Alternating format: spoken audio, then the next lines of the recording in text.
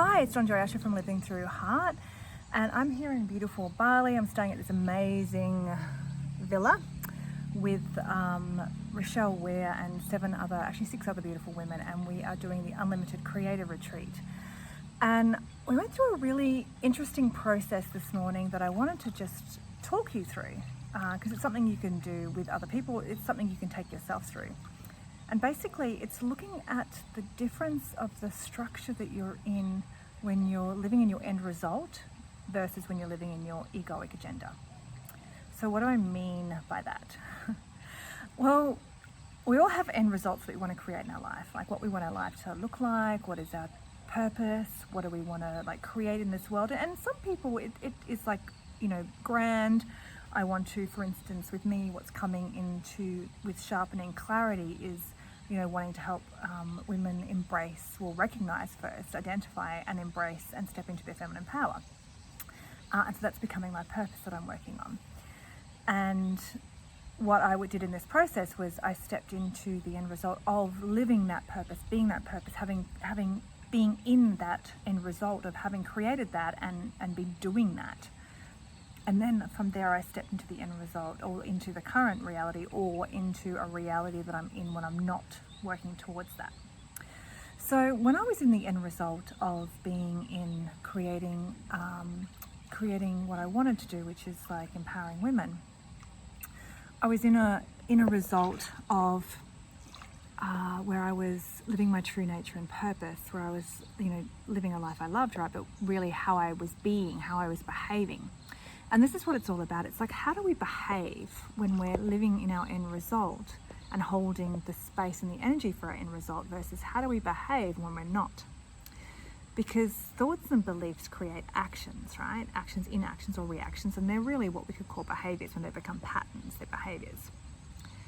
And some people live out their whole life in dissociation and distraction patterns and behaviors, not even able to recognize that maybe there is more to life than the life that they're living. And maybe that's just their journey for this lifetime. And other people live out a life, an unfulfilled life, where they want more, but they just don't go for it. And they remain stuck in this egoic agenda.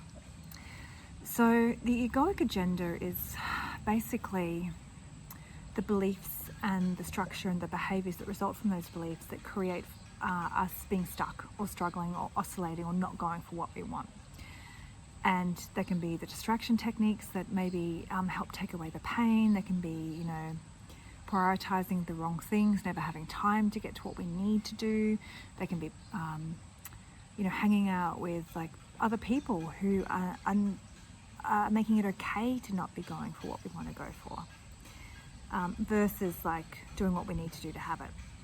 So let me talk you through my process. So when I stepped into my end result, where I was this woman who was doing this, and you don't have to create the end result, you have to be in the end result. You don't have to be at the end result, right? But you need to be in the energy of the identity of that end result and doing what this person would be doing at the end result, doing that now to actually have it, right? It's we know that when we, to lose weight, that we don't just wait till we're skinny to start eating well and exercising. We know that we have to eat well and exercise to lose weight, to get that body, to get to where we want to go. And the same is with our purpose in our life. To have what we want in our life, to create what we want to in our life, we have to be taking the actions now to have it. And the problem comes when we haven't already created it and there's a feeling of fraud or an unworthiness. It's stopping us from taking that action. But when we can step into the end result and feel the feeling of having it now, then we can start to take the action that we need to have it. And we can feel safe within that. Our identity can feel safe within it. So when I stepped into the end result, I was empowered. I was passionate. I was on purpose. I wasn't procrastinating. I was really had very strong boundaries around my time and my energy. I was leading from the front. I wasn't trying to help people do it. I was just being a vibration of what's possible and being a message, and then teaching what needed to be taught for people to do it themselves, but I wasn't trying to carry people. I did what needed to be done. I was able to make decisions and just act on them. I didn't care about what people thought. I was more in love with what I was doing and who I was helping than what people who didn't believe with me would say about me. So you sort of start to get the feeling right now, this person who is in that, the actions that I can take from that space are going to enable me to sit down and go, right, what do I need to do? Okay, well, I need to work out a workshop. And then for that, I need to create a landing page. And then for that, and then once I've got the landing page, I need to start promoting it. And then I need to actually turn up and do the workshop. And these are the actions that I need to take to do it. And if I'm in the energy of the end result of the person who has already done it, then I can take those actions with ease. Now compare that to if I'm stuck in a current reality of egoic agenda where I'm stuck in my woundings of not being worthy, not being lovable, having to be perfect before I can start, worried about fraud complex, all the things that were my issues that I've still working through, but worked through a lot of. And instead of being able to take the action, I would decide that everything has to be perfect before I can launch, right? And one of the things I laugh about, and maybe you've noticed this, maybe you haven't, is that at the moment I'm filming this, which I think is the 27th of November. What day is it? I'm not sure. I think it's Monday. I can't tell anymore. And it's 2023, right? I am driving people in my outro of my podcast to one website that hasn't been updated and still shows that I'm a marketing coach, as opposed to a feminine empowerment coach and a healer, right? It doesn't even talk about my spiritual healing. It doesn't even talk about my analytical hypnotherapy and psychotherapy. It doesn't even talk about the fact that I'm studying to be a tantra practitioner training. It talks about, learning how to market yourself online, which is not what I do. And the other website that I drive people to doesn't even exist yet. I own the domain, and I think there's a cookies banner on it and nothing else. Once upon a time, that would have freaked me the fuck out. I wouldn't have been able to deal with that. It would have had to be all perfect before I even launched my first podcast. And I'm allowing myself to hold that because I know I'll get around to it, but I'm also allowing myself to be comfortable with not having to be perfect. So once upon a time, I would have had to have everything perfect before I could start.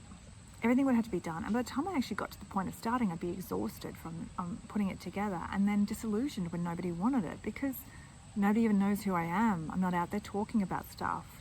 I'm not out there getting my message out to the world. I don't have my voice sorted out. I don't have any sort of following at all. And then I want to launch feminine empowerment workshops. So instead, I would get into procrastination.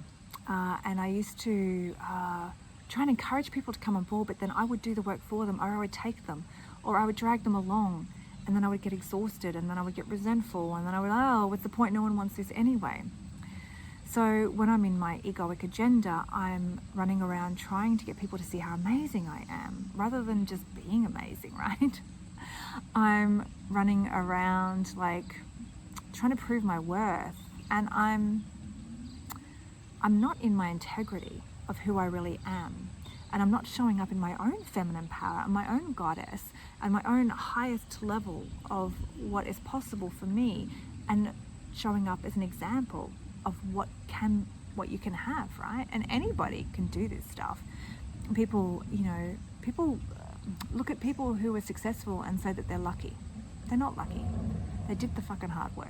I can remember someone telling me once, a dental nurse actually told me once I was lucky for being a dentist. And I just looked at her and I was like, was it luck that had me studying every night of school and working really, really hard so I could get good grades so I could go to uni? Was it luck that saw me do 5 years of uni, really long, hard 5 years? Having a nervous breakdown halfway through and still going on, was that luck? No, that was hard work. That was me having a vision and a dream and doing what needed to be done to get there. So a lot of people go through life thinking that other people are lucky, when in reality, those people have been in the energy of the end result and taking the action that they needed to do to have what it was that they wanted, to create what it was that they wanted in their life. Instead of the people who look around and think that other people are lucky and are stuck in their egoic agenda, are stuck in their I can't have it. They've just got it because of their mother or their father or generational wealth or whatever it is, right? There's a lot of assumptions that are made about people without actually even knowing a fact. And I've hung out with people like this before, and I've been stunned when they would make a comment about somebody that they've never met. It was obviously based from discomfort that was created. I mean, maybe you could call it jealousy, or maybe you could call it discomfort in their being of being shown a reflection of what they really are, or of them not going for their dreams. Because when somebody shows up in their power, when somebody shows up who is taking action on their dreams, who is decisive, who is got boundaries around themselves, who is able to say yes and no and mean it, then that person will make other people feel really uncomfortable with themselves. Because when they look at them, they see everything that they're not. And rather than acknowledge that, rather than observe that, rather than see that as true, and then go, well, fuck, what am I going to do about this?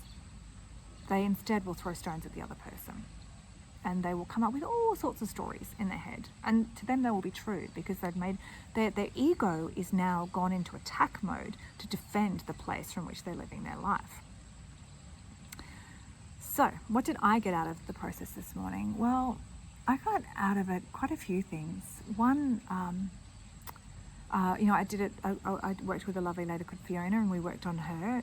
She worked on me first, and then we worked with her. So basically it was intuition.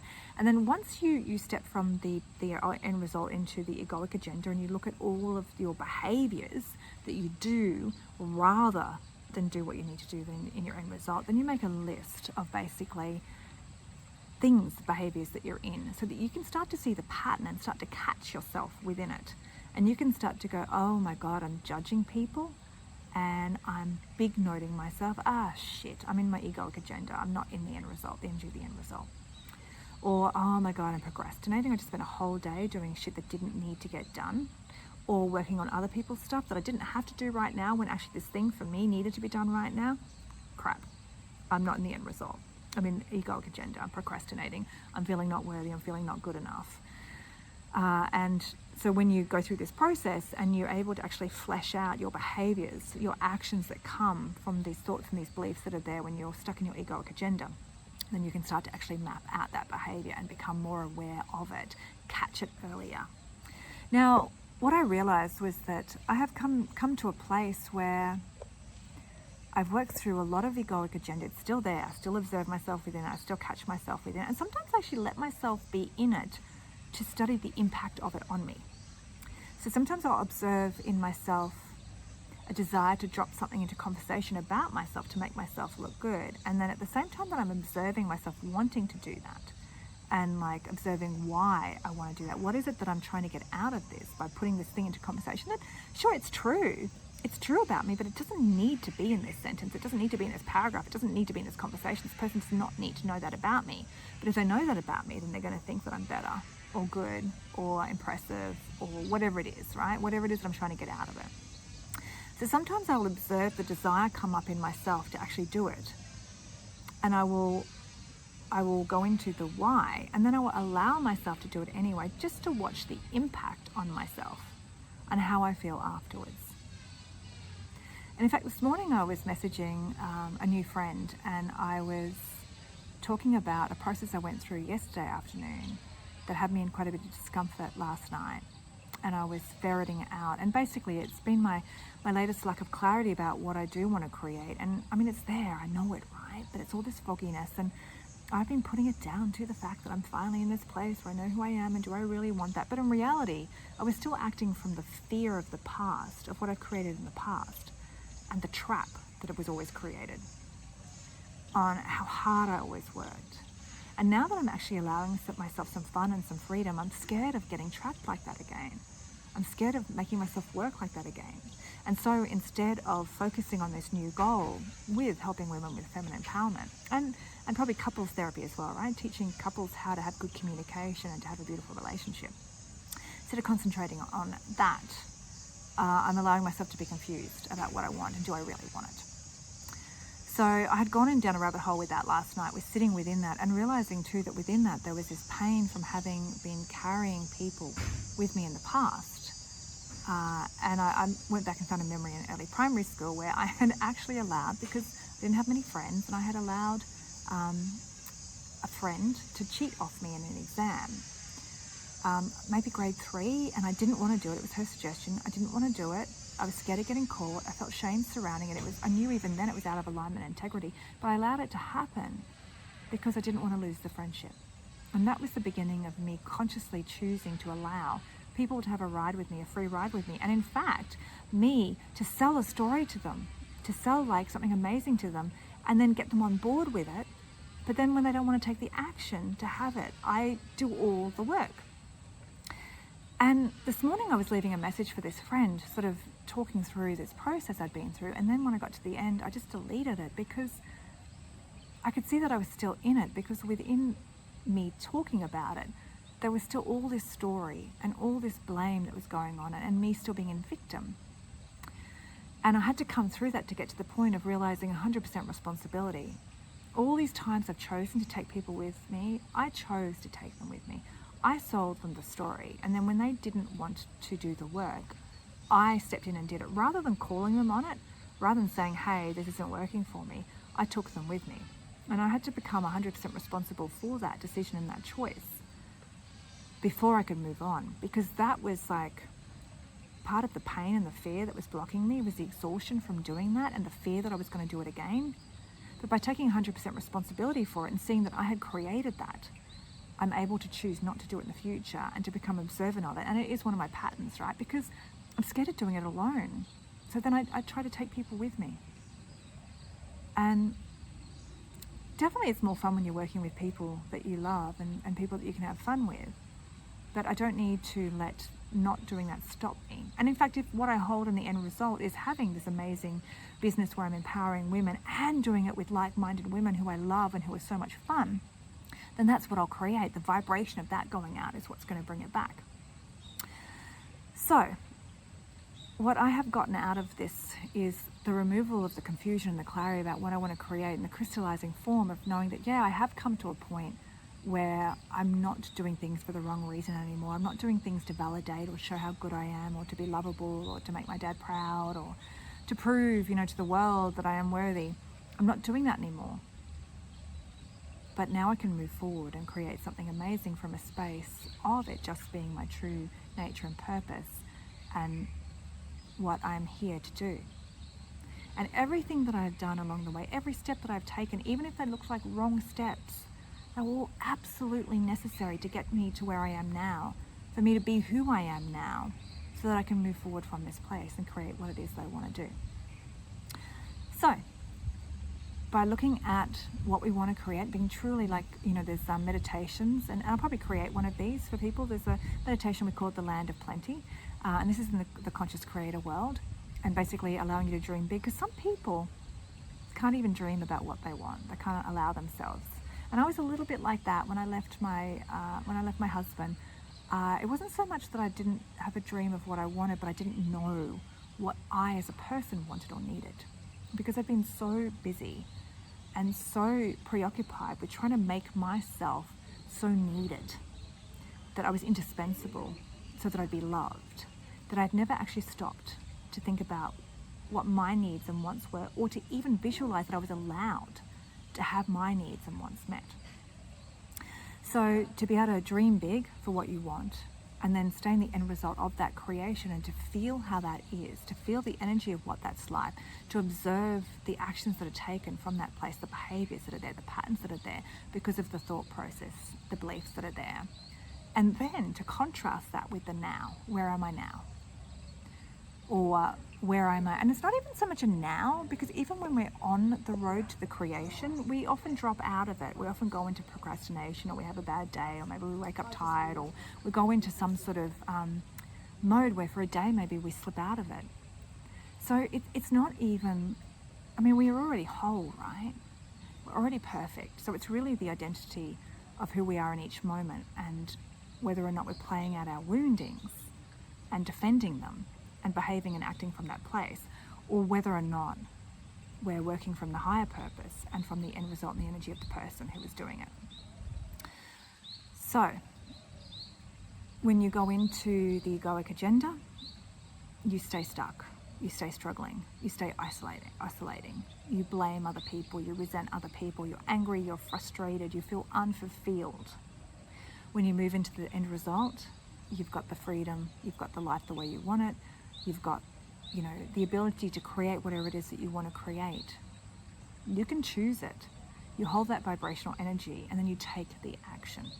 And that's the part that a lot of people miss when they're manifesting. They just think that they sit there on a mountain, they hold the energy of this, like manifesting what it is, that it will come to them. And true, you can draw things to you, but you'll also have to take actions to make things happen. And that's the difference between being a conscious creator and just expecting things to just purely manifest without you actually having to take action. I think when you move into that energy of manifestation and taking action and holding that end result and consciously creating, you do start to manifest something. Things much more quickly they'll come to you, much more easily they'll come to you. And sometimes things just come to you without you having to even take an action. This is true. But not everything. The other thing that I learned from this process, which is interesting, actually the last 2 days when we were looking at our true nature and purposes, is that we all tie up money with our purpose, our business. Like if you're trying to create a business, right? If you're trying to create some sort of volunteer or some sort of service that you're doing for the world where it's free, right? Then maybe not. But if you're trying to create a business, like a coaching business or something that you're doing for people, we link that and money together and abundance together, but the two are actually different. And we should be holding our true choice around money separately to our true choice around what it is that we're trying to create, whether it's the life I live, being the predominant creator of our own life, or living our true nature and purpose. And then we have over here, we can have abundance as a separate thing. And that was a big eye-opener for me, because there was always so much pressure on me within this creation to be the 6-figure or to be the 7-figure. And I'm like, well, do I actually want to be that? Do I actually want a business that big? And I don't know. I honestly don't know about that. And that is something I don't need to know. What I need to know now is that I want to start creating things for women to help them with their empowerment. And that's what I need to start to do. And each step of the way, if I'm in my truth, I can analyze, well, would that be for my highest benefit? Would going for that goal, would that be what I actually really want, or would I be doing it for some sort of egoic agenda to prove something? And there's a lot of people out there that are just trying to create a 6-figure business to prove something, like I was, right? Up to this point, it was all about proving how good I was. It was all about, giving up being a dentist. And then I had to prove, but oh, look, it's okay to give that up because I've created this other amazing 6-figure or 7-figure business over here, and look how amazing I am. When in reality, it's not what I actually wanted or needed. I was doing it for all the wrong reasons. I was doing it for the validation and, for who I thought I would be if I did that. Right, I think I've made quite a few points there.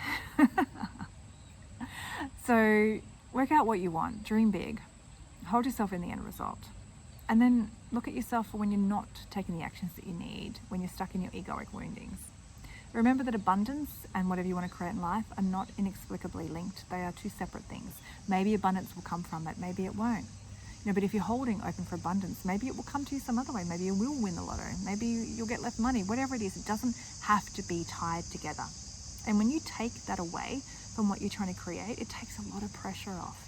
Because then you can create for passion. You can create for love. And not just because of a scarcity mindset surrounding wealth and the need for it. All right, I'm going to go. I think we're heading back in. So I'm going to get out of the pool, get dried off, and I will see you next time.